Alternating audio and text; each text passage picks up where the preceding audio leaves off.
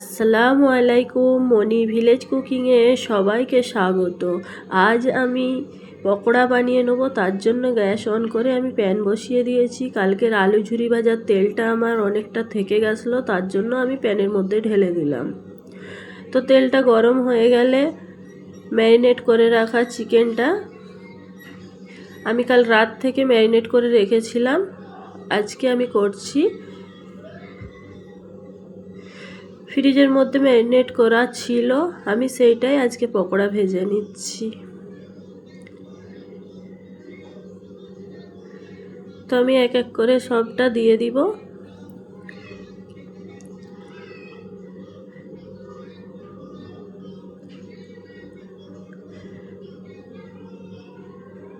তো আমার এক এক করে সবটা দেওয়া হয়ে গেছে, আমি এক পিঠ ফ্রাই করে নিচ্ছি। তো সবগুলো আমি একটু উল্টে নেব।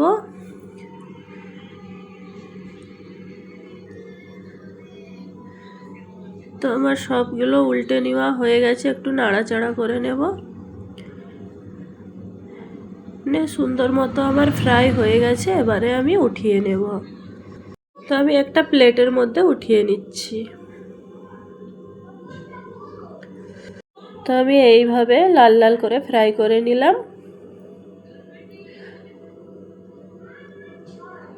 আমি একই তেলের মধ্যে আবারও আমি দিয়ে দিলাম।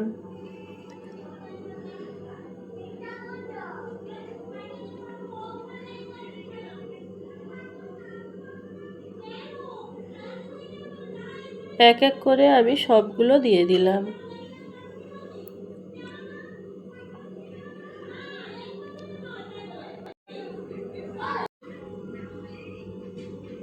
তো আমি এইভাবে সবগুলো দিয়ে দিলাম, দিয়ে আমি একটু উল্টিয়ে পাল্টিয়ে নেব। দুধ চায়ের সঙ্গে তো পুরো জমে যাবে। তো আমার সবটুকু ফ্রাই করা হয়ে গেছে, এবারে আমি উঠিয়ে নিচ্ছি।